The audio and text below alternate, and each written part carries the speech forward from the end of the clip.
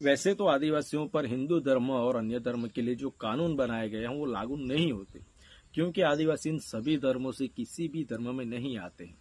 ऐसा क्यों? तो क्योंकि जो आदिवासी है उनकी पूजा पद्धति, उनके देवी देवता, उनकी संस्कृति, उनकी परंपरा, उनकी जीवन शैली, यह जो सब है वह सब अन्य धर्मों से अलग है। और इसीलिए ये जो अलग अलग धर्म के लिए कानून बनाए गए हैं वो कानून भी आदिवासियों पर लागू नहीं किए जाते। लेकिन हाल ही में सर्वोच्च न्यायालय ने गुरुवार को तीरथ कुमार एवं अन्य बनाम दादूराम एवं अन्य मामले में अनुसूचित जनजाति यानी कि एसटी समुदायों के पुरुष और महिला सदस्यों के बीच उत्तराधिकार अधिकारों में समानता की आवश्यकता पर बल दिया और हिंदू उत्तराधिकार अधिनियम आदिवासियों पर लागू करने का आग्रह किया। सुप्रीम कोर्ट ने इस मामले में क्या कहा, उसी के बारे में आज की वीडियो में बात करेंगे। चैनल को सब्सक्राइब करना बाकी है तो नीचे सब्सक्राइब का बटन है, सब्सक्राइब कर लें, लाइक करें, कमेंट में अपनी राय बताएं और वीडियो को ज्यादा से ज्यादा शेयर करें। जोहार जय आदिवासी। सुप्रीम कोर्ट ने गुरुवार यानी कि 19 दिसंबर को अनुसूचित जनजाति यानी कि एसटी समुदायों के पुरुष और महिला सदस्यों के बीच विरासत के अधिकारों में समानता की आवश्यकता पर जोर दिया। न्यायमूर्ति सीटी रवि कुमार और न्यायमूर्ति संजय करोल की पीठ ने कहा कि एसटी समुदायों की महिलाओं को समान अधिकारों से वंचित करना अनुचित है, खासकर भारत के संविधान द्वारा समानता और अधिकार की गारंटी के आलोक में। न्यायालय ने यह भी रेखांकित किया कि जब गैर आदिवासी समुदाय की बेटी इस तरह के अधिकार की हकदार है तो एसटी समुदाय की बेटी को अधिकार से वंचित करने का कोई कारण नहीं है। भारत के सर्वोच्च न्यायालय ने गुरुवार को अनुसूचित जनजातीय समुदायों से महिलाओं को उनके पुरुष समकक्षों के समान उत्तराधिकार अधिकार प्रदान करने के महत्व पर बल दिया। न्यायालय ने कहा कि यह असमानता अनुचित है और भारतीय संविधान की समानता की गारंटी का उल्लंघन करती है। न्यायमूर्ति सीटी रवि कुमार और न्यायमूर्ति संजय करोल की पीठ ने इस बात पर जोर दिया कि महिला आदिवासी को बिना वसीयत के उत्तराधिकार में पुरुष आदिवासी के बराबर अधिकार प्राप्त है। भारतीय संविधान के 70 साल बीत जाने के बाद भी आदिवासी की बेटी को समान अधिकार से वंचित करना, जिसके तहत समानता के अधिकार की गारंटी दी गई है, केंद्र सरकार के लिए इस मामले पर गौर करने और यदि आवश्यक हो तो हिंदू उत्तराधिकार अधिनियम के प्रावधानों में संशोधन करने का समय आ गया है, जिससे हिंदू उत्तराधिकार अधिनियम अनुसूचित जनजाति के सदस्यों पर लागू न हो। न्यायालय ने इस बात पर प्रकाश डाला कि गैर आदिवासी समुदायों की बेटियों को हिंदू उत्तराधिकार अधिनियम 1956 के तहत पहले से ही समान उत्तराधिकार अधिकार प्राप्त है और सवाल किया कि आदिवासी समुदायों में बेटियों को समान अधिकार क्यों नहीं दिए जाने चाहिए। इसने केंद्र सरकार से अधिनियम के मौजूदा प्रावधानों पर पुनर्विचार करने का आग्रह किया, जो इसे एसटी समुदायों पर लागू होने से बाहर रखते हैं। वर्तमान में हिंदू उत्तराधिकार अधिनियम की धारा 2(2) में कहा गया है कि यह अधिनियम अनुसूचित जनजातियों पर तब तक लागू नहीं होगा जब तक कि केंद्र सरकार द्वारा विशेष रूप से अधिसूचित न किया जाए। न्यायालय ने सरकार से इस मुद्दे पर ध्यान देने तथा जनजातीय समुदायों में महिलाओं के लिए समान उत्तराधिकार अधिकार सुनिश्चित करने के लिए कानून में संशोधन करने को कहा है।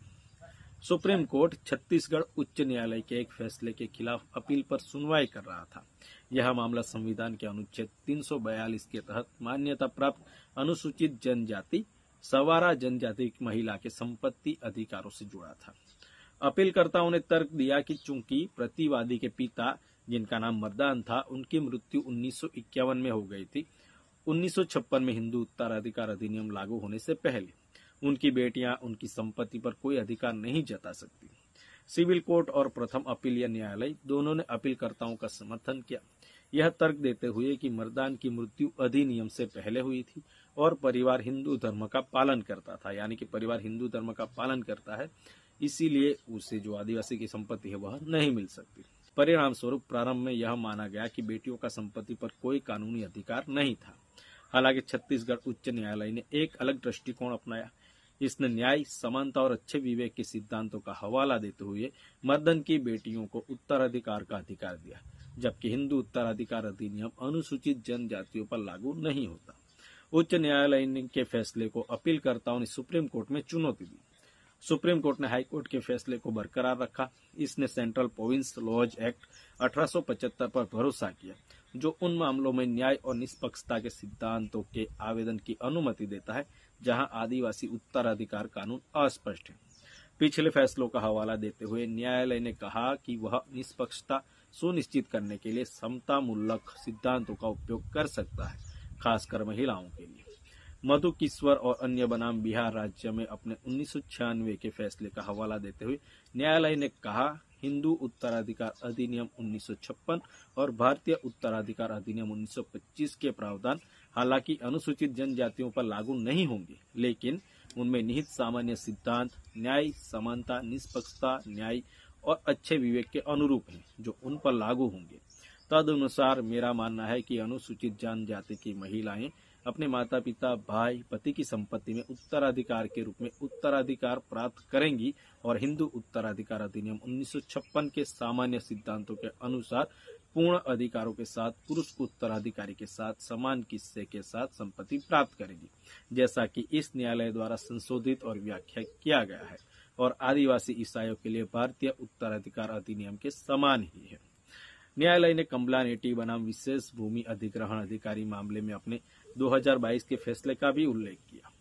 9 दिसंबर 2022 को सुप्रीम कोर्ट ने आदिवासी महिलाओं के उत्तराधिकार से जुड़े एक मामले पर सुनवाई के दौरान कहा कि जब गैर आदिवासी की बेटी पिता की संपत्ति में समान हिस्से की हकदार है, तो आदिवासी बेटी को इस तरह के अधिकार से वंचित करने का कोई कारण नहीं है। कोर्ट ने केंद्र सरकार को इस मुद्दे की जांच करने और हिंदू उत्तराधिकार अधिनियम के प्रावधानों में संशोधन करने पर विचार करने का निर्देश भी दिया। सर्वोच्च न्यायालय ने अपीलकर्ताओं की अपील को खारिज कर दिया तथा केंद्र सरकार से हिंदू उत्तराधिकार अधिनियम में संशोधन करने का पुरजोर आग्रह किया, ताकि यह सुनिश्चित किया जा सके कि आदिवासी समुदायों में महिलाओं को समान उत्तराधिकार अधिकार प्राप्त हो। आदिवासी बेटियों को क्यों प्रॉपर्टी में अधिकार नहीं मिलता है, उसकी बात करें तो इसका एक कारण यह भी है कि आदिवासी समाज में जमीन का बड़ा ही महत्व होता है और लड़की यदि गैर आदिवासी से शादी करती है तो जमीन भी उन शर्तों में गैर आदिवासी के पास चली जाएगी। इसलिए आदिवासी समाज में लड़की को पैतृक संपत्ति में हिस्सा देना वर्जित है। यहाँ पर भी कस्टमरी लॉ सामान्यतः कानून से पृथक है, जो बेटी को पिता की संपत्ति से बेदखल करता है। हिंदू उत्तराधिकार अधिनियम क्या है उसकी बात करें तो हिंदू उत्तराधिकार अधिनियम तब लागू होता है जब किसी हिंदू की बिना वसीयत छोड़े ही मौत हो जाती है। इसके बाद उत्तराधिकार कानून के नियमों पर ही निर्भर करता है। उत्तराधिकार शब्द का इस्तेमाल विशेष रूप से उत्तराधिकार के संदर्भ में किया जाता है। वैसे तो आदिवासियों पर हिंदू धर्म के बने कानून लागू नहीं होते, लेकिन कहीं ना कहीं न्यायालयों के सहारे इनको आदिवासियों पर लागू कराने का प्रयास किया जा रहा है, जो आदिवासियों के कस्टमरी यानी कि जो रूढ़ी प्रथाएं हैं उससे विपरीत है। उनके कस्टमरी लो उनकी पहचान है, लेकिन कहीं ना कहीं उनको अन्य धर्मों में जोड़कर भटकाया जा रहा है और कहीं ना कहीं अन्य धर्मों के जो कानून है वो आदिवासियों पर लागू करने का प्रयास किया जा रहा है। अब सवाल ये है कि क्या आदिवासी समाज इन मुद्दों से जागरूक होगा या अपनी पहचान ऐसे ही मिटा देगा। आने वाले वक्त में देखेंगे। वीडियो शेयर जरूर करें। मिलेंगे दूसरे वीडियो में, तब तक के लिए जोहार। जय आदिवासी।